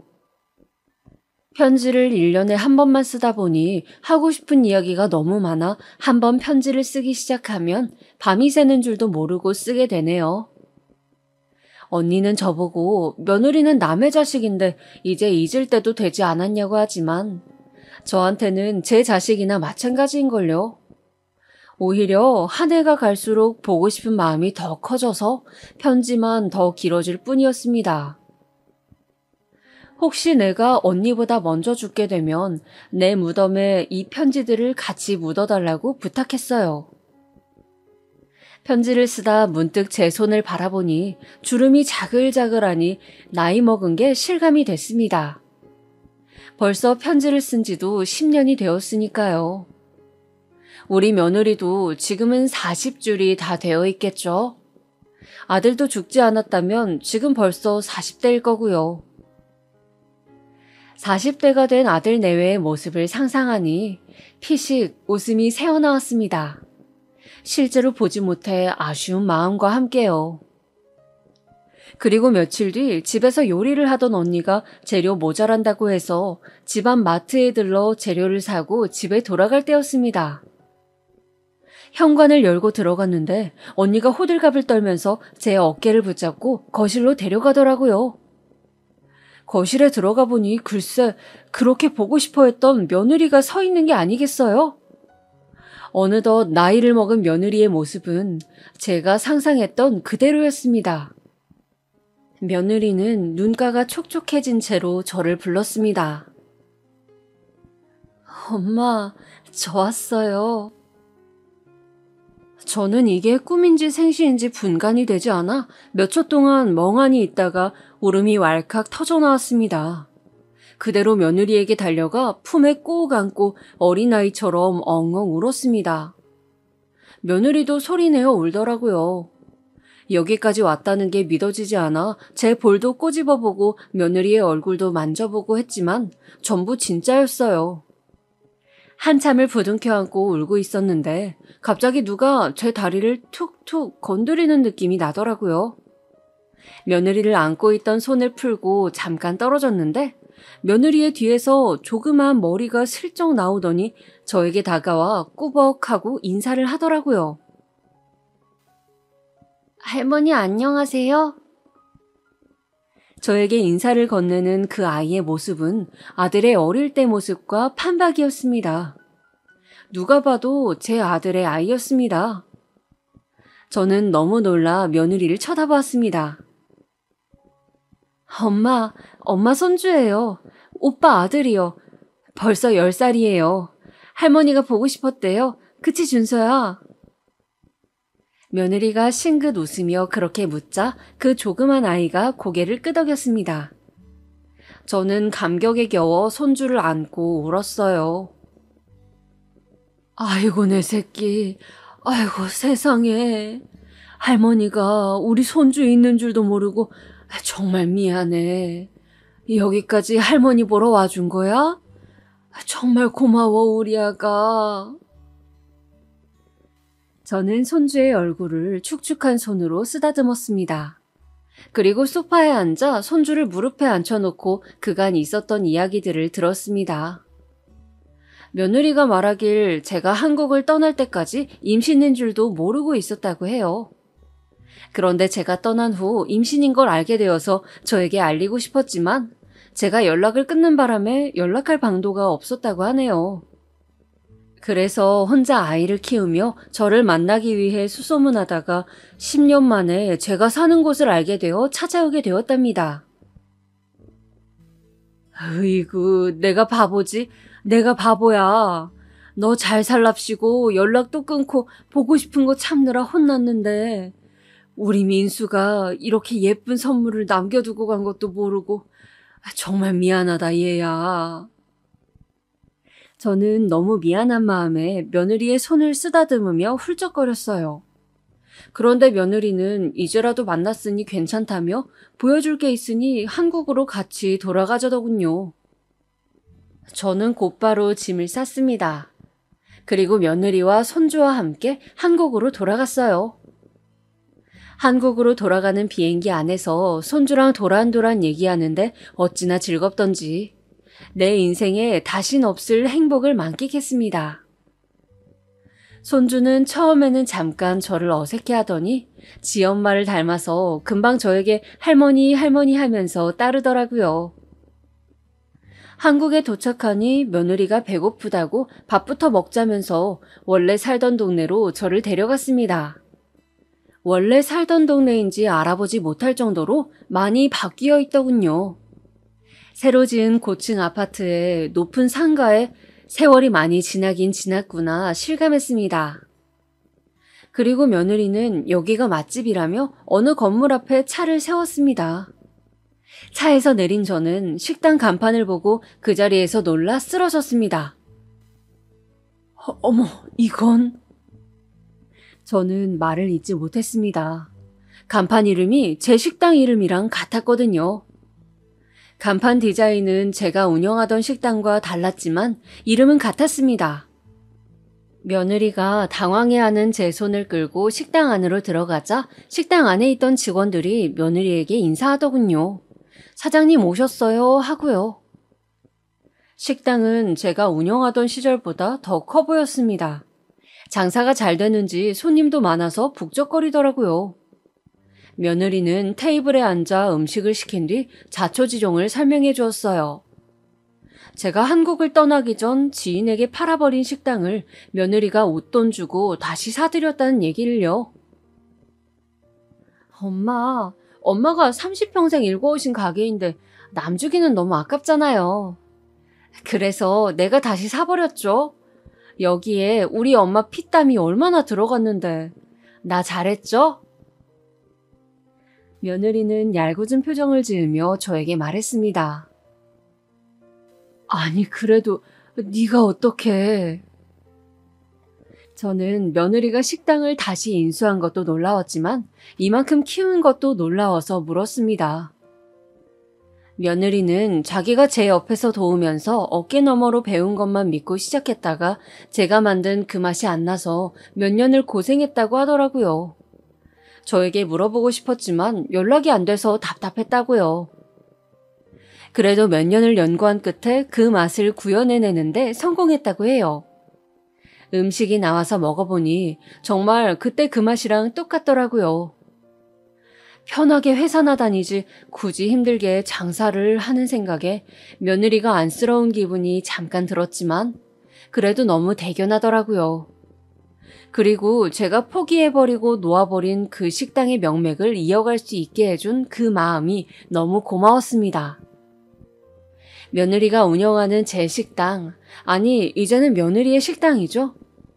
며느리의 식당에서 설레는 마음으로 식사를 하며 식당 안을 둘러보니 1호점이라는 문구가 눈에 띄더라고요. 궁금한 마음에 며느리에게 물었습니다. 1호점? 그럼 2호점도 있는 거니? 엄마, 2호점도 있다뇨. 12호점까지 있는걸요? 저는 너무 놀라서 입을 틀어막았습니다. 믿을 수가 없어 핸드폰을 꺼내 식당 이름을 인터넷에 검색해 보았습니다. 그런데 정말이더라고요. 전국 곳곳에 대도시마다 하나씩 제 식당 이름이 있더라고요. 무슨 점 하면서요. 저는 핸드폰에서 한참을 눈을 못 떼다가 감격에 겨워 또 울고 말았습니다. 잘됐다. 너무 잘됐어. 네가 이렇게 잘된 모습을 보니 진짜 내가 내일 죽어도 여한이 없구나.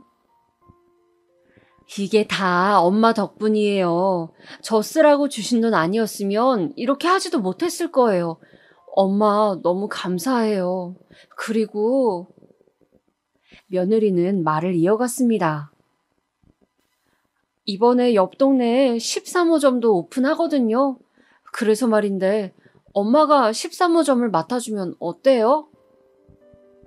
뭐? 내가 13호점을?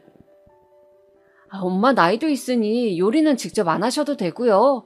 그냥 직원들 관리하고 운영만 맡아주시면 돼요. 그리고 엄마가 이 식당의 원조 사장님이니까 고칠 점 있는지 보고 조언해주는 역할을 해주셨으면 좋겠어요. 그냥 총괄 이사라고 생각해주세요. 저는 선뜻 대답을 하지 못했습니다. 며느리가 저를 찾아온 이후 믿을 수 없는 일들이 계속 벌어져서요. 총괄 이사라니, 평생 식당 하나만 운영하던 저에게는 생각도 못 해본 명칭이었습니다. 그리고 여기서 식당을 다시 맡으려면 언니랑 살던 외국 생활도 다시 정리해야 하고요. 마음은 정말 고맙지만 생각할 게 많았습니다. 며칠을 고민하고 언니랑도 상의해본 끝에 결국 외국 생활을 청산하고 한국으로 다시 들어오기로 했습니다. 이번에는 언니도 함께요. 언니도 이제 저랑 10년을 같이 사니 다시 혼자가 되는 건 적적해서 싫다고 해서요. 며느리가 넷이서 살 수 있는 큰 집을 알아봐서 거기에 다 같이 살기로 했습니다. 외국 생활을 청산하는 데에는 생각보다 시간이 별로 걸리지 않았어요. 언니도 저도 가진 게 별로 없어서 정리하는데 어렵지 않더라고요. 그리고 지금 한국에 돌아와 넷이 살기 시작한 지 한 달이 되었습니다. 저는 예전의 의욕을 되찾고 매일매일 식당에 열심히 출근하고 있어요. 며느리가 여기까지 키워온 식당 제가 망가뜨리면 안 된다는 마음으로 제가 혼자 운영하던 시절보다 더 열심히 신경 써서 관리하고 있습니다. 손주는 학교 끝나고 제가 운영하는 13호점에 매일 놀러 오는데 오면 밥도 먹이고 얘기도 하고 보내곤 해요. 지금은 며느리 덕에 아등바등 살던 예전과는 비교도 할 수 없을 만큼 경제적 여유가 생겼어요. 저보다 훨씬 부자도 많겠지만 제 기준에서는 이 정도면 차고 넘칠 정도로 많다고 생각합니다. 그래서 손주가 갖고 싶어 하는 책이나 물건들도 마음껏 사줄 수 있어서 정말 좋습니다. 언니는 동네 어르신들 상대로 기초 영어를 가르치는 봉사를 하고 있어요. 언니도 한국 생활에 만족하고 있어서 정말 다행입니다. 오늘은 오랜만에 네 식구가 모여 같이 식사를 했어요. 며느리가 워낙 바쁘다 보니 같이 식사할 시간이 별로 없었거든요. 예전에 아들 내외와 셋이서 식사하던 시절이 생각나 뭉클했습니다. 작은 입으로 오물오물 열심히 밥을 먹는 손주를 보니 가슴이 벅차오르더군요. 아참, 제가 10년 동안 썼던 편지는 며느리에게 전해주지 않았어요. 앞으로 함께할 날들이 많으니 못다한 이야기는 직접 하는 게 좋을 것 같아서요. 창밖의 풍경이 오늘따라 참 정답게 느껴지네요. 10년 전과는 많이 달라졌지만 그래도 저에게는 향수를 불러일으키는 풍경입니다. 남편을 잃고 아들을 잃고 저에게는 항상 불행만 있는 줄 알았는데 알고 보니 세상에서 제일 행복한 사람이었네요. 이렇게 오늘도 행복을 느끼면서 마음속으로 다짐합니다. 저에게 일어난 이 기적들을 하루하루 되새기며 앞으로도 열심히 살아가겠다고요. 여러분에게도 기적이 일어나길 바랄게요. 항상 행복하시기 바랍니다. 감사합니다.